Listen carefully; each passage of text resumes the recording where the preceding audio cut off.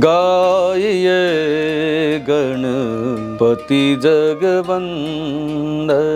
गाइए गणपति जगवंदन।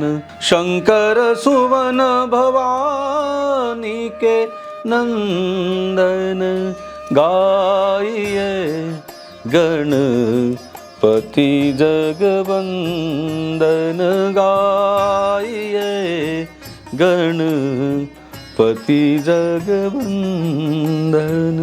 नमस्कार, राधे कृष्णम। आप सभी का स्वागत है नवग्रह ऑर्बिट में।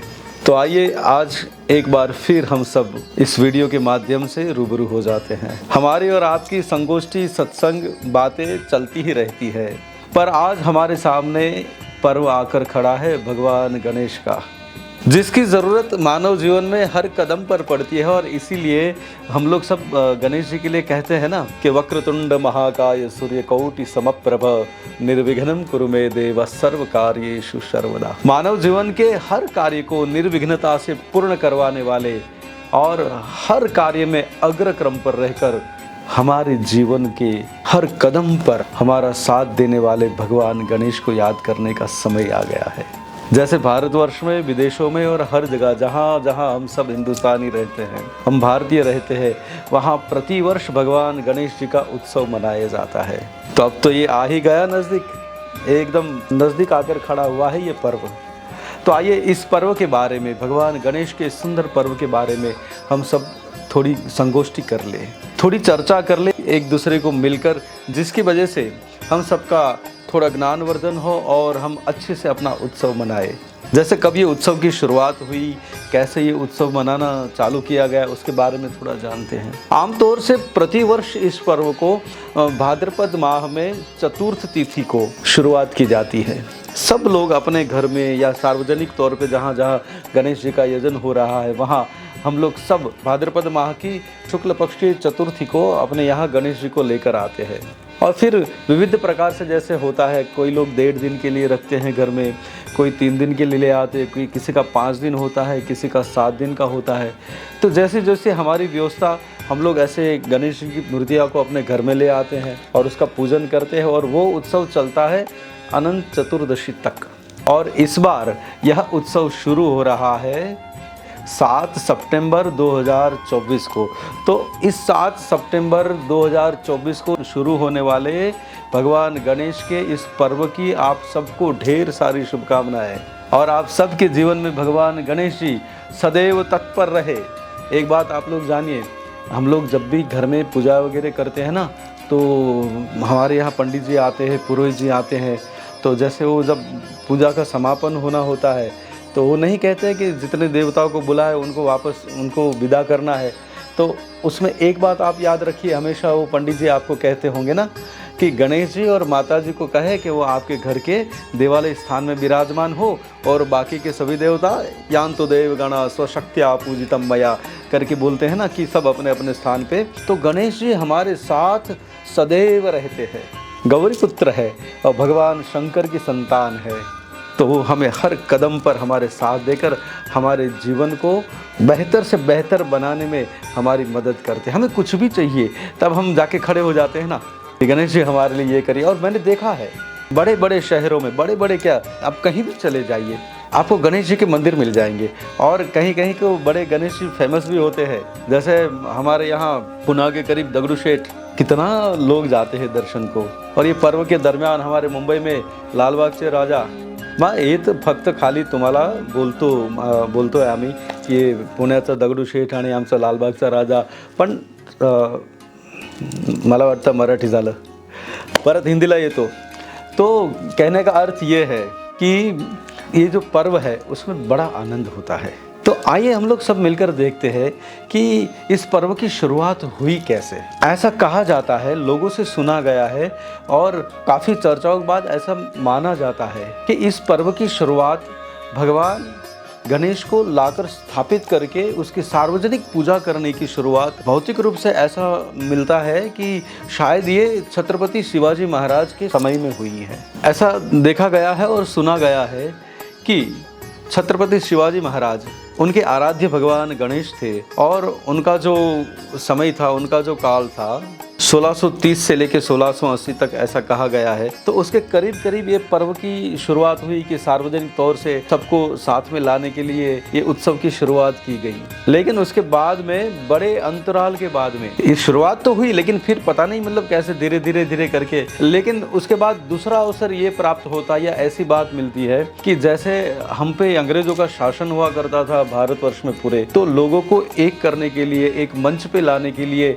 साथ में बिठाने के लिए और साथ में रहकर अंग्रेजों से लड़ने के लिए, या फिर हम सब लोगों के अंदर या हमारे उस समय रहे सभी पूर्वजों के अंदर राष्ट्रवाद जगाने के लिए 1893 यानी 1893 में पुनः इसकी शुरुआत बाल गंगाधर लोकमान्य तिलक इनके द्वारा इस प्रथा को, इस उत्सव को पुनर्जीवित किया गया और तब से महाराष्ट्र से चली ये परंपरा।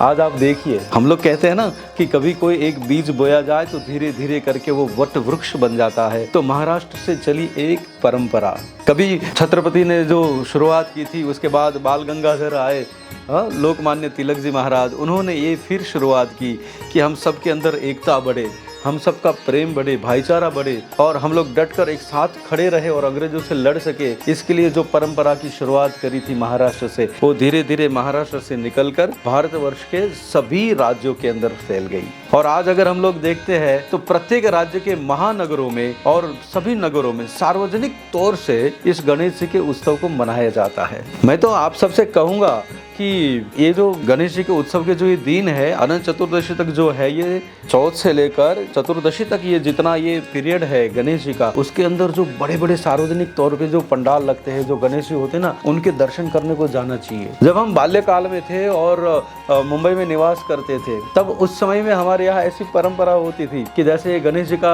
समय आता था ना, तो हमारे जो मित्र लोग थे वो सब हमारे पास आते थे और बोलते थे चलो जाओगे क्या भगाइला, तो हम लोग भी उनके साथ में मतलब घर से रात्रि के समय जाते थे गणेश जी को देखने के लिए। और उस समय में क्या सुंदर नजारे हुआ करते थे, उनकी लाइटिंग वगैरह मतलब अद्भुत होता है। लेकिन ये सार्वजनिक तौर पे सारे उत्सव 10 दिन, 14 दिन, 15 दिन, 1 महीना, 1 साल और पूरा जीवन, उत्सव तो जीवन भर चलते ही रहेंगे साहब। लेकिन इन उत्सवों के दिनों में हम भगवान गणेश के एकदम निकट रहे, जितना हो सके उनका ध्यान करें। इस 7 सितंबर से अनंत चतुर्दशी तक जो भी डेट आती हो, उस तब तक हम सबको गणेश जी का ध्यान करना है, उनकी वंदना करनी है। वैसे तो नित्य करना चाहिए, मैं तो ये कहता हूँ कि गणेश जी का जो संकटनाशक स्तोत्र है वो नैमितिक पाठ करना चाहिए। हाँ, वो है ना, प्रणम्यम शीर्षा देवं गौरीपुत्र विनायकम, वो वाला नित्य पाठ करना चाहिए। क्यों? विद्यार्थी लभते विद्यानाम, धनार्थी लभते धनान, पुत्रार्थी लभते पुत्रान, मोक्षार्थी लभते गतिम। तो ऐसा क्या है जो गणेश जी नहीं देते? सब कुछ देते हैं। दंडनायक है,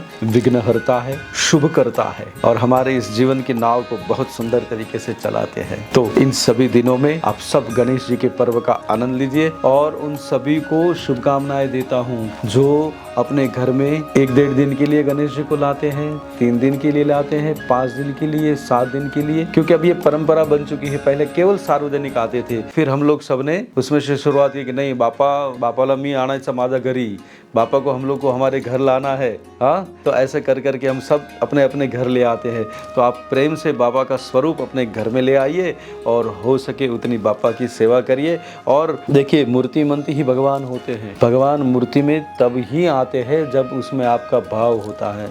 जब आपको लगता है ना कि मूर्ति में प्रत्यक्ष नारायण है, प्रत्यक्ष गणेश है, प्रत्यक्ष भगवान शंकर है, प्रत्यक्ष माँ शांभवी है, तब उस मूर्ति में भाव, उस मूर्ति में भगवान प्रकट होते हैं, हमारे भाव पे होते हैं। एक बार क्या होता है, किसी को कोई परेशानी थी तो किसी के पास चला गया और कहने लगा कि थोड़ा परेशान हूँ तो क्या कर सकता हूँ जिससे मेरी परेशानियाँ थोड़ी हल्की हो जाए। तो उन्होंने कहा एक काम कर, गणेश जी का स्वरूप ले आ घर में और उनकी सेवा कर, उनका अभिषेक कर, उनको दूध चढ़ा, उनको दिया अगरबत्ती सब सुगंधित द्रव्य करो। बोले सब हो जाएगा? बोले गणेश जी कर देंगे, क्या व्याधि है। तो वो तो गया, ले आया गणेश जी का एक सुंदर प्रतीक घर में लाया और दूसरे दिन से शुरुआत कर दी।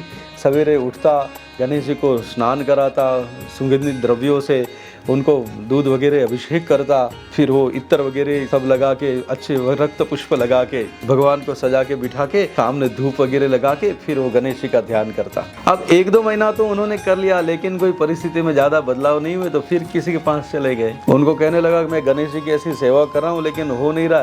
तो अगले ने बोल दिया कि भाई गणेश जी ठीक है, लेकिन एक काम करो, उनके पिताजी को ले आओ, शंकर जी को ले आओ। गणेश जी ने नहीं किया तो शंकर जी जरूर करेंगे, ले आओ। ये गया, जाके शंकर जी का लिंग ले आया। जैसे शंकर जी का लिंग ले आया, गणेश जी ने तो कुछ काम किया नहीं था, तो गणेश जी को रख दिया कहीं ऊपर और भगवान शंकर जी की सेवा की करी शुरुआत। और जैसे शंकर जी की सेवा करता गया, धीरे धीरे धीरे करके उसमें मस्त रहने लगा और अभिषेक किया, उनकी पूजा वगैरह कर दी, एकदम ठीक ठाक लगा दिया और फिर अच्छा सा सुगंधित धूप लगाया और इतर बितर छिटका। और जैसे वो स्मेल उसको खुद को आने लगी, जैसे वो स्मेल उसे खुद को आई तो उसे याद आया कि ये सुगंध जैसे भगवान शंकर को जा रही है वैसे ही मुझे आ रही है, ऐसे ही इस पूरे कमरे में होगी। और ये स्मेल यहाँ मैंने रखे हो गणेश जी भी ले रहे हैं, उन्होंने अपना काम तो किया है नहीं, तो हमारी स्मेल गणेश जी क्यों ले। उठा, कापूस लिया, उसके 2 वो बनाए और जाके गणेश जी की मूर्ति थी ना, उस मूर्ति का जो स्मेल करने के लिए तो क्या चाहिए, नाक होता है, तो वहाँ जाके उसे 2 पुमड़े ऐसे रख दिए, जैसे वो ऐसे रखे ना कापूस अंदर, वैसे ही गणेश जी प्रकट हुए। बताओ बेटा क्या करूँ। ये कहता है प्रभु अगर मुझे पता होता कि कान में ये रखने से, कापूस रखने से आप प्रकट होते, मैं पहले ही दिन रख लेता। गणेश जी ने कहा कि भाई मैं इसलिए प्रकट नहीं हुआ हूँ कि तूने मेरे कान में ये रखा है कापूस, मैं इसलिए प्रकट हुआ हूँ कि आज तुझे पहली बार एहसास हुआ है कि इस मूर्ति में भी मैं पड़ा हूँ। भले तेरा भाव कुछ भी था, पर तुझे आज पहली बार तेरे अंदर से भाव प्रकट हुआ है कि इस मूर्ति में मैं हूँ।